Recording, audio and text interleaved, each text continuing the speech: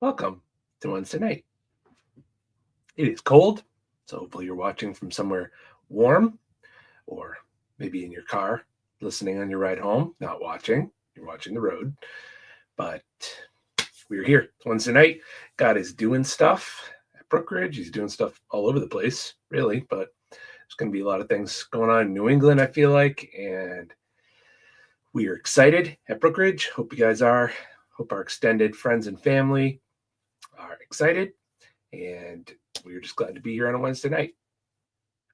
And I'm excited to get to this part of Romans 11 because this is the worship piece of it. We just hit authentic worship this past Sunday. So this kind of links in with how to be an authentic worshiper from the eyes of Paul. So it's going to be good stuff. My mom's here. Speaking of exciting. Hi, Mom. And all right. And Claire's here. Hi, Claire. So first, I told you we'd view a few instances of challenging coworkers. You know, we all have them. We all have challenging people in our lives.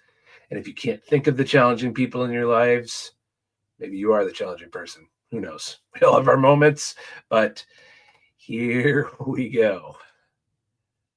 Challenging coworkers. There you go. Some of them I'll just read to you, but this one, my mom confronted her coworker about how she parked on top of her car. She's claiming not only is there space between, but that my mom was attacking her, has been bullying her ever since. That's awfully close. If that's not touching, that's very close to be touched. There's zero reason to park that close to another car.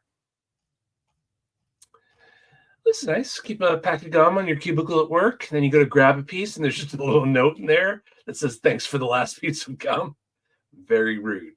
If you're going to eat the last piece of gum, just throw it away and let the person that you stole it from know. So this coworker asked me if I got her note that a customer's order needed canceling. Good communication, except that it was written in some sort of Sanskrit. So that order is not, or did not get canceled correctly. Another one, when you have a communal fridge, people get upset when the fridge is going to be cleaned, and they usually will post a sign that says, hey, you have 3 days or 4 days before the refrigerator gets cleaned. But then they also leave stuff like this in the fridge. That is disgusting. Pastor Brian Spicer, hello. I've also heard that hot dogs are back not being good for you. I don't know if they ever were good for you, but they're back on the list of not being good for you. So it's a tough one. They're delicious.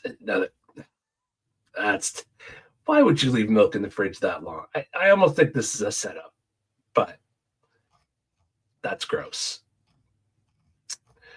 This is sad. You get tips from customers all day. Apparently there was $50 in there for all the workers, and then somebody took off and left like $47. Took off with $47 and left the rest. Not cool. Sharing is caring. That's what my nieces say. Yeah, when your coworker eats all your breakfast sandwiches and then leaves the empty box again. Stealing is stealing, but if you're gonna steal the last one, at least get rid of the box and let somebody know. Not cool. Sometimes when you work in the corporate environment with cubicles, you can deal with some foul odors. And this one complained about somebody microwaving fish, and the person threatened to go to HR. So that escalated very quickly, food shaming. Here you go. Watched my coworker's cats for 2 weeks, and they agreed on a $50 Lego set as a payment, and then all they got was a keychain. It said #1 pet sitter. Not worth it. 2 weeks is a long time to look after somebody's animals. We have very good neighbors that look after Ross and Monica. Last time was a week, and they do a fantastic job. My neighbor Skip will come in and take care of them like they're his own. So he does a great job, but you make sure you take care of those people. Let's see. Coworker sick all week, won't go home. That's tough. One of the nice things, whole list of nice things about online church, right? Live streaming. You have access if you can't be there. It used to be if you were sick, you drag yourself in, and then everybody else gets sick, and you're patient zero of the great outbreak at church. Now, if you're not feeling well, you can stay home. This person was very upset that their coworker came in sick. So the anti-theft tags, they're really great, except when you install them like that, those are those are no longer really anti-theft tags because someone could just snap it off and walk out. Coworkers threw the knife they used to cut a cake in the trash with the box of the cake they just ate. It's not, this isn't the worst out of all of them, but that's still kind of rude and bad practice. This is tough. You're going to get your iPad. A lot of servers use iPads now, and they've braided all the cords together, so you can't tell which cord leads to which. Again, this isn't the worst thing in the world because at least you could still get to the ends, but that's still very inconsiderate. Who has time to sit there and braid all the cords like that? Not cool. This is tough. When you loan something out and it comes back to you in very bad condition like this, hey, can I borrow your screwdriver? Yeah.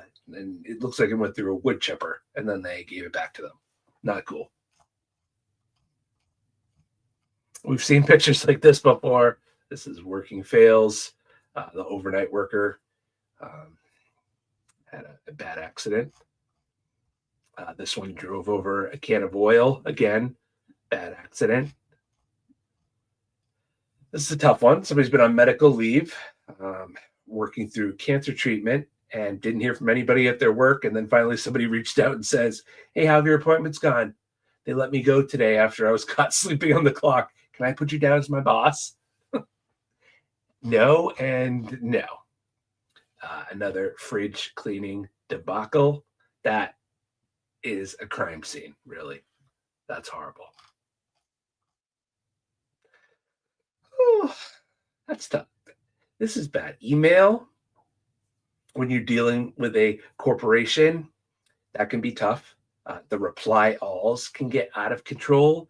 In this case, coworker forward all his spam mail to the entire office. I don't know why this didn't get caught quicker, but somebody passively aggressively responds to everyone by saying thanks, and then he responds by saying you're welcome. Kind of funny, but no, okay. This should be a crime. Again, hey, let's bring in some donuts for the office. I'm gonna take a little piece out of everyone. I mean, at least it looks like they used a knife, but still sketchy. I would, when somebody touches that, even if they had to hold the donut to use the knife, no, ruined. Donut box ruined.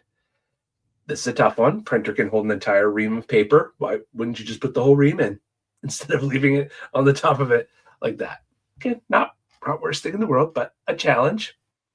This one, somebody went into somebody else's bag and used their body spray.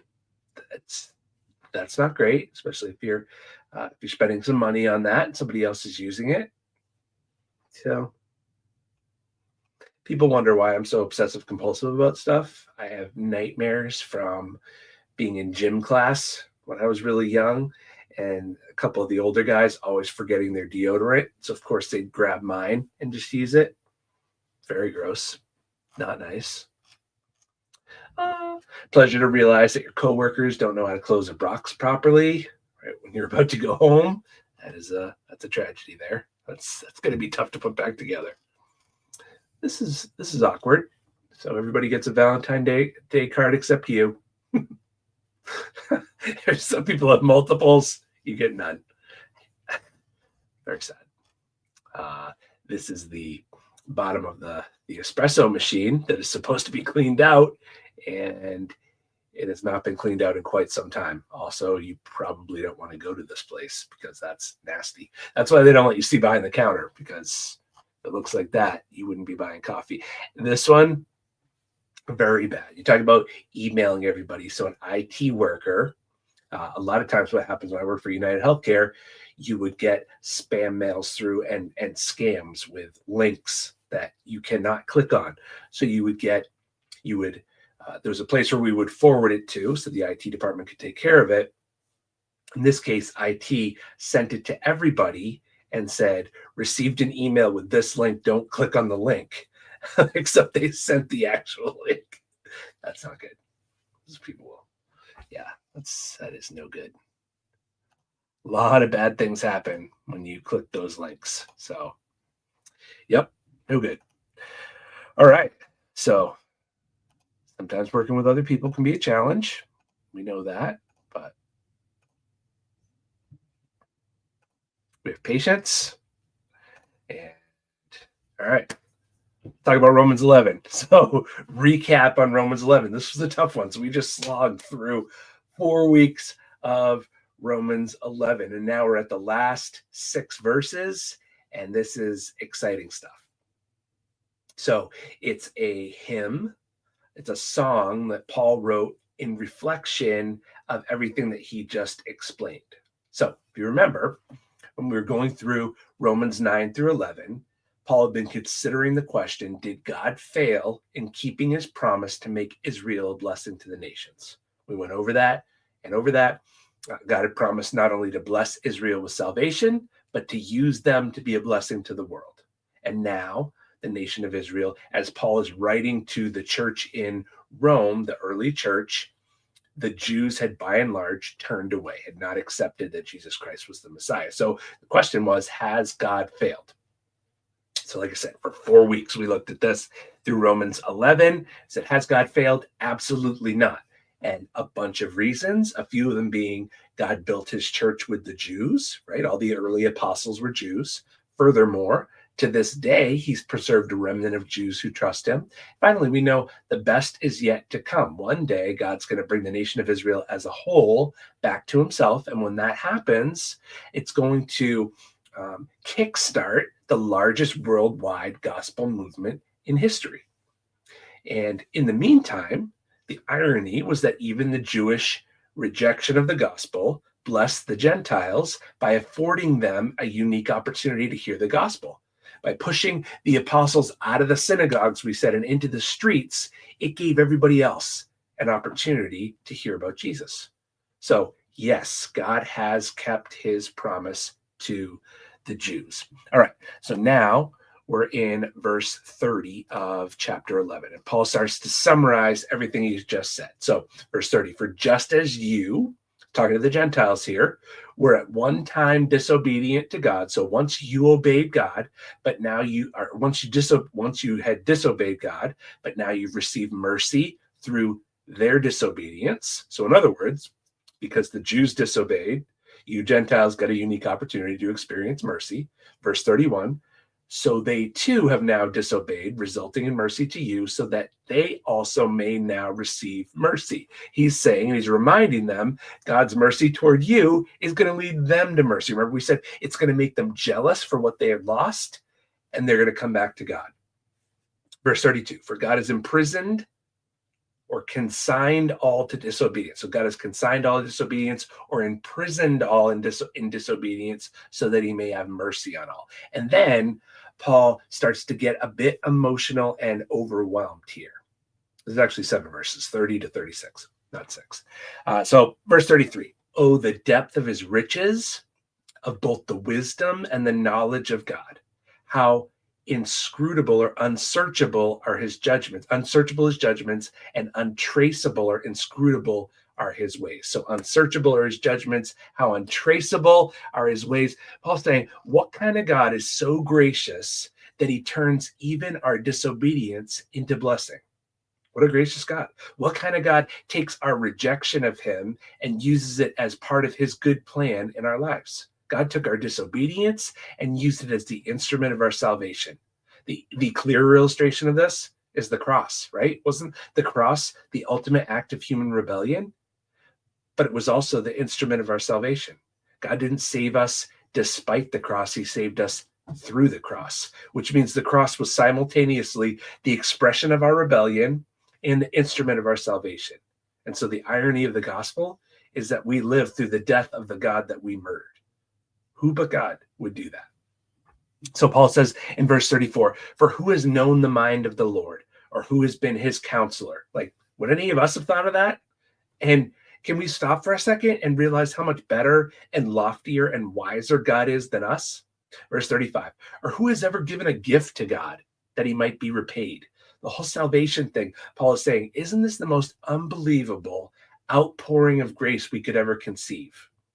He's like, anybody here want to ask God to give them what they deserve? We don't want what we deserve, right? God has not given us what we deserve. Otherwise, we'd all be lost. Instead, he repaid us with grace when what we deserved was condemnation. And then verse 36, for from him and through him and to him are all things. All things came from God. He is the source of life in them. He's the purpose for which they exist.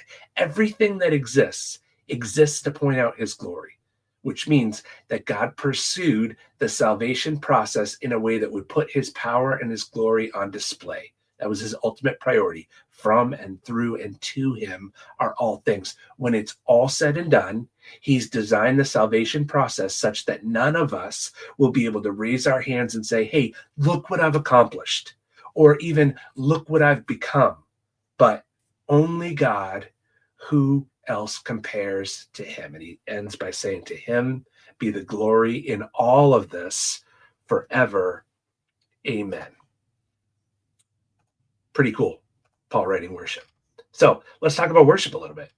Some principles of worship. This passage is great for multiple reasons, but primarily because it teaches us 5 crucial things about worship. And when I say worship, I don't mean the 20 minutes of singing that we do at Brookridge every weekend. I mean the whole way that we think about God and how we respond to him. Worship is not primarily the songs that we sing. The word worship is worthship, what you think God is worth. We talked about it this past weekend. The level of your worship will equal the amount of how you understand who God is and what he has done.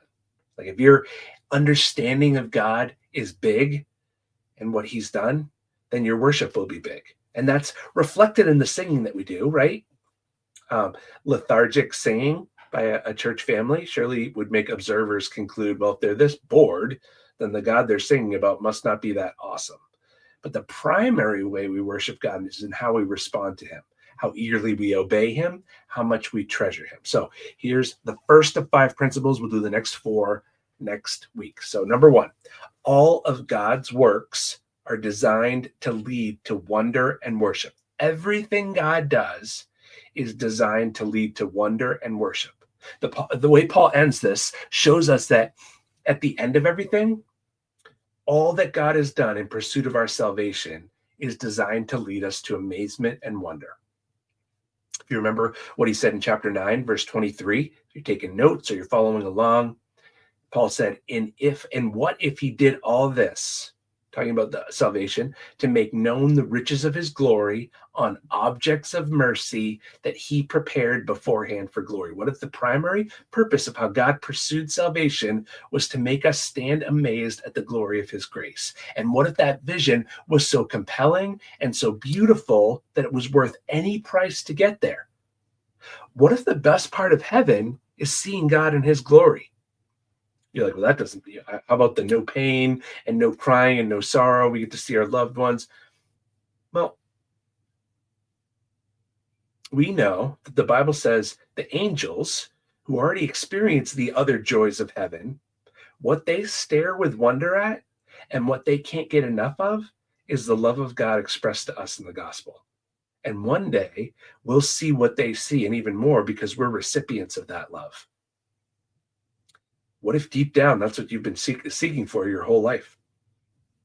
One of my favorite authors, going through a devotional right now, I quote him all the time, Paul David Tripp. He says that we humans are glory junkies. He says we constantly search for something to adore. Some athlete's skill, someone's intelligence or artistic ability, somebody's strength of character, their superhuman endurance, or their riches. We want something to adore and admire, something to have ultimate worth and to be worthy of ultimate devotion. That is baked into us as human beings. God's been trying to show us since we were born that he is that glorious one. Psalm 19 says, the heavens declare the glory of God. You know what that means? It means through the majesty of creation, God shouts at us of his awesomeness, his power, and his beauty. John Piper says, open your eyes. Do you see it? Do you hear it? He shouts at us through the billowing clouds. He shouts through the endless blue breadth of the summer sky. He shouts at us with gold on the horizon in the morning and through the breathtaking expanse of galaxies and stars at night. Don't you see it? Don't you love it? You were made for this. That is why we exist, to see that. In all these things, God is shouting, I am glorious. Everything is pointing to that. The world is all husks and ashes. Piper says all the glory that we thought was so attractive is pointing there to him. The beauties of the world, St. Augustine said, are only like the ring that a bridegroom gives to his fiancée. Big deal, right? The ring's beautiful and valuable, and the girl who receives it will doubtlessly find herself staring at its beauty and showing other people. But how tragic if she ever got so enamored with the ring that she forgot about the ring giver. But she should never forget that the love and the commitment to which this ring points is the real treasure. So in the same way, the beauties of creation, nature, art, romance, food, sport, all point us to the love of God. Enjoy them, but never forget what they're pointing to. C.S. Lewis said, when it comes to the beauties of creations, we humans can be just like dumb animals. If you try to point out something to a dog, Lewis said, the dog thinks you're trying to show him your finger. He might even start to sniff and lick your finger. He doesn't realize the finger has a trajectory. And in the same way, Lewis said, all the glories of the world have a trajectory. Everything points to the glory of God. And here Paul is saying, look there, because that's the whole point of salvation. And here's the thing, developing that vision now, seeing God in his awesomeness and his power and his beauty is the way to maintain joy in life. In Romans 8, Paul reveals his way of maintaining and possessing joy in suffering. It was this vision. He said, I'm convinced that the sufferings of this present time are not even worth comparing to the glory that will be revealed to us. In other words, the glory that's coming is such an all-satisfying, infinitely beautiful, joy-producing reality that even 70 or 80 years of pain and sorrow will seem as nothing. I read a story about a man who had contracted a very serious form of cancer that looked like it was going to rob him of some of the best years of his life. He loved Jesus. He said, people ask me sometimes when I get to heaven if I think I'll finally be able to understand why this happened. He said, based on how I read what Paul is saying here, I think what I'll say is, what pain? I can't even remember it in the light of the glory revealed. It's kind of hard to imagine what kind of good and glorious ending can make something like cancer seem insignificant, or something like the loss of a child or a parent leaving. Paul's not saying that these are small things. He's not saying our pain is insignificant. He's saying that what we find hard to imagine is still true. And this drives him into worship here, even if for a brief moment he's caught a glimpse of the future, which we find so hard to imagine. A future with a God so glorious, it makes everything pale by comparison. The point of everything God has done for you is to lead you to that kind of vision. And that's the kind of vision that gives us joy in suffering. That's the kind of vision that allows us to hold on when we can't see the other side of the road, when we can't see the other side of the mountain, when we can't even see up onto the mountain, when we don't understand. The point of everything God has done is to lead you to that kind of vision. Which leads us to this. All Bible study should end in worship. All Bible study should end in worship. I don't think I'm having trouble with the internet. I don't know. Maybe it was skipping a little bit. Sorry if it was.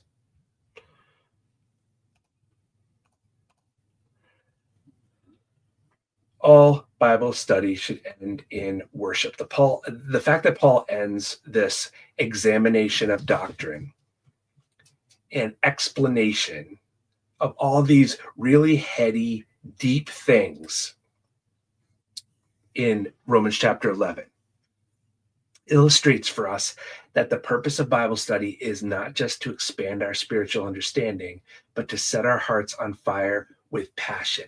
And I say this because for a lot of us, When we're growing in Jesus, it's primarily growth in knowledge of Bible facts and doctrines. So you may love digging deep into the Bible, unpacking the original meaning, listening to sermon podcasts, reading books, and I'm right there with you. I love knowledge, but the point of the Bible is not to fill your head with knowledge. It's to fill your heart with wonder.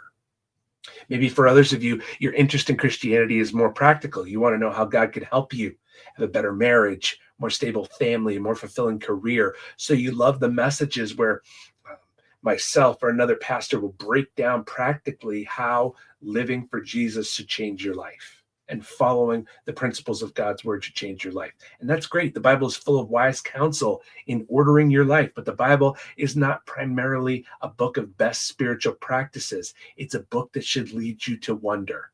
The stories in the Bible aren't there to give you heroes to emulate, but a savior to marvel and adore. Nearly 75 years ago, an old British pastor commented that in his day, Christians were arguing whether it was more important that sermons be packed with doctrine or that they be readily accessible with application. There should come a time, he said, when the pen goes down and the eyes go up and you stop saying, God, look what I have to do for you. And you start saying, God, look at who you are and what you've done for me. And he said that vision alone will change your life more than any list of practical applications. That's why the pastor I just mentioned said, I spend half my time telling Christians to study doctrine and the other half telling them doctrine is not enough. Worship is the point. Worship is the point. So that's number one.